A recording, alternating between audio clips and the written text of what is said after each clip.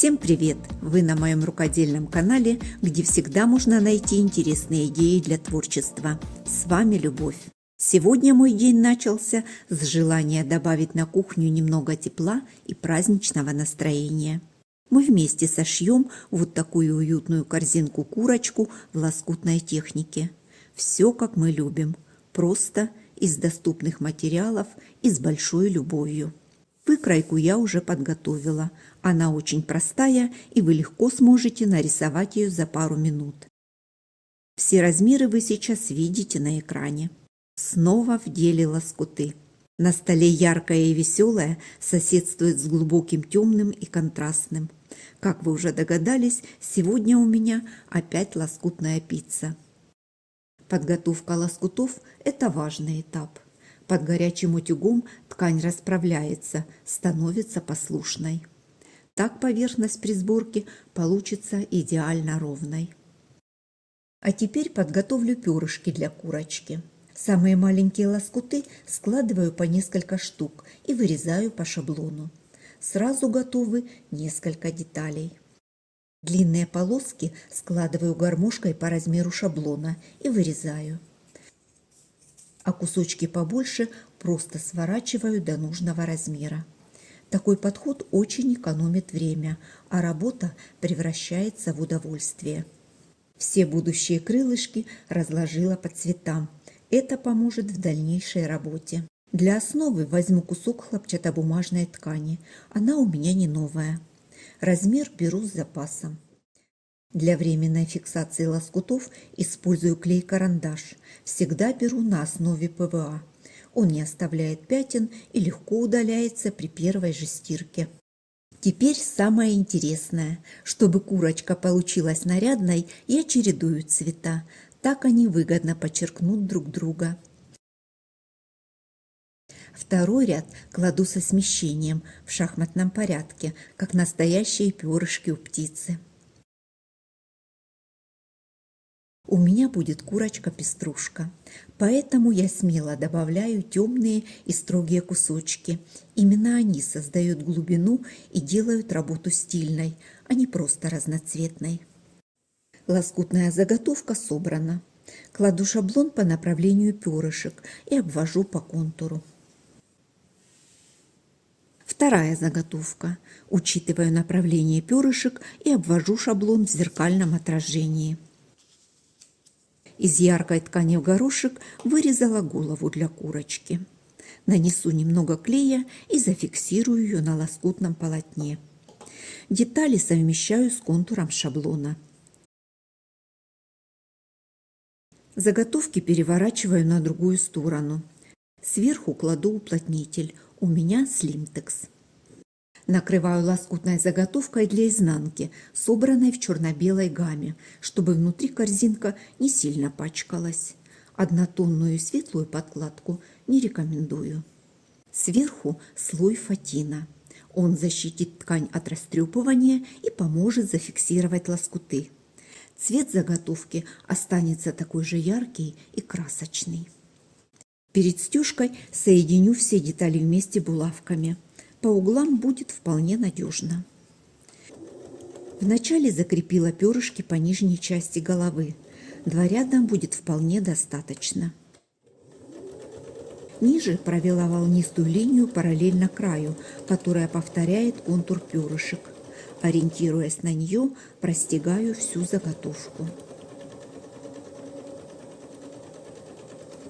Чтобы полотно хорошо держало форму, строчки прокладываю на ширину лапки.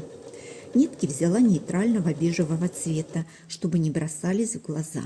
Для тех, кто владеет свободно ходовой стежкой, можно простегать каждое перышко по контуру. Результат будет намного круче.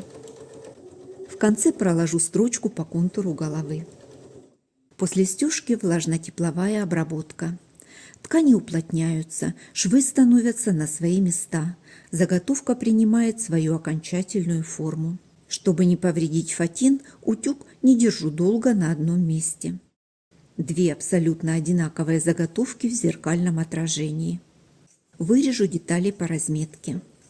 В районе головы режу не спеша, аккуратно, чтобы не повредить строчку. Две основные детали готовы, они абсолютно одинаковы. Даже с внутренней стороны подбирала приблизительно одинаковую расцветку лоскутов. Обработаю срезы косой бейкой, ширина 3 см. Обтачку всегда начинаю пришивать с изнаночной стороны. От края отступаю приблизительно 4 мм. При стачивании помогаю себе распарывателем. На скругленных участках не спешу. Прокладываю по несколько стежков и поворачиваю деталь. На хвосте есть угол, который требует немного больше внимания. Поворачиваю на игле, бейку закладываю под углом 90 градусов и продолжаю сшивать дальше. Огибаю бейкой срезы и закреплю ее с лицевой стороны. Строчку прокладываю у самого края. Результат радует глаз со всех сторон. Все швы спрятаны, уголок четкий, а бейка легла ровно и мягко. Для глаз я выбрала небольшие черные пуговицы. У моей курочки сразу появился характер. Взгляд такой добрый и любопытный. Дальше займусь крылышками. Для них я сделала небольшие лоскутные заготовки на слимтексе. Основной цвет, как на голове. Для обратной стороны контрастная ткань. Обведу шаблон по контуру и проложу по разметке строчку. Все лишнее срежу. Припуск оставлю минимальный. С обратной стороны распарывателем сделаю надрез. Через него выверну деталь на лицевую сторону. Все швы аккуратно выправлю. Припуски небольшие, поэтому усердствовать сильно не надо. Добавить объем можно, проложив до середины крылышка строчку. Крылышки готовы и могут занять свое место. Для отделки вырезала полоску по косой, ширина 2,5 см. Край слегка растянула и обработала зигзагом. Вторую сторону присоберу и добавлю с нижней стороны крыла. Закреплю по всему контуру у самого края. Во время притачивания оборку поправляю пинцетом, чтобы выглядело равномерно. Спешить не стоит. Бытовой машине не просто справиться с таким количеством слоев, поэтому скорость минимальная. С крылышками разобралась. Откладываю пока их в сторону и займусь мелкими деталями. Взяла 2 одинаковые слоя ткани. Уплотнитель добавлю только на основную часть деталей. Место для притачивания останется без него. По контуру проложила строчку. Срежу все лишнее с минимальным припуском. Все детали вывернула на лицевую сторону. В гребешок для объема добавлю немного синтепона. Сережки оставила как есть, а в клюв тоже добавила объем. У моей курочки будет хвост. Собрала я его из цветных полосок в форме полукруга. С изнанки укрепила клеевым флизелином. Обратную сторону собрала из обрезков одинаковой ткани и тоже проклеила флизелином. Складываю детали лицом к лицу и по краю прорисую форму перышек. Соединю детали вместе обычной прямой строчкой, прямо по разметке.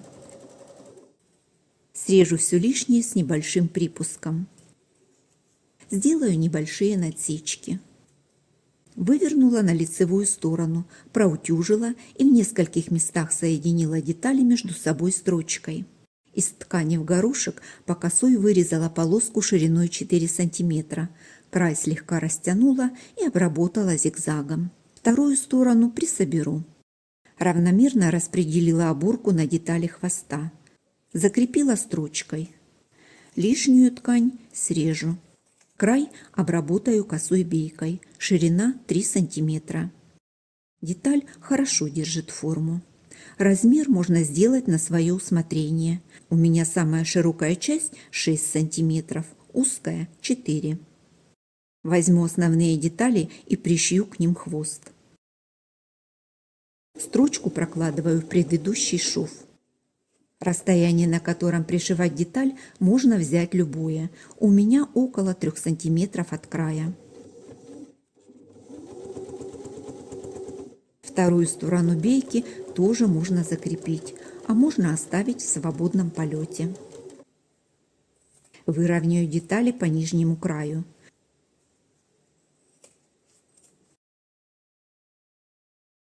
На одну из сторон закреплю детали клюва, гребешка и добавлю сережки. Накрою второй деталью. Соединять буду от нижнего края до конца головы. Со стороны хвоста от самого верха до самого низа.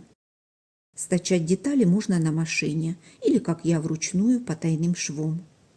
Мелкие детали внутри закрепила дополнительно на одну из сторон. Стежки делала небольшие, чтобы было прочно и аккуратно. Чтобы голова моей курочки не была плоской, добавлю немного синтепона. Беру небольшой комочек и распределяю его внутри. Объем подчеркнет форму и сделает ее более выразительной. Нижний срез детали обработаю косой бейкой. Бейка не только прячет все открытые срезы, она служит красивой рамкой для этой пестрой красоты. Осталось пришить дно. Для него у меня такая же двухсторонняя заготовка, как на основных деталях. Обвожу на ней шаблон по контуру. Вырезаю. Срезы тоже обрабатываю косой бейкой. Остается пришить дно на свое место. Важно совместить все центры, чтобы корзинка не завалилась на бок. Чтобы корзинка выглядела безупречно, донышко пришиваю вручную потайным швом. Да, это требует немного больше времени. Стежок за стежком, и стык становится практически незаметным, объединяя мою лоскутную историю. Моя очаровательная курочка-пеструшка готова. Посмотрите, какая она получилась уютная, по-настоящему домашняя. Обожаю эту технику. В ход идут самые разные лоскуты, а результат всегда неповторим.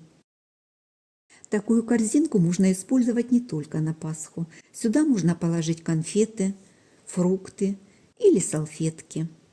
Спасибо, что провели это время со мной на канале. Надеюсь, это видео вдохновит вас заглянуть в свои запасы лоскутов и сделать что-то подобное.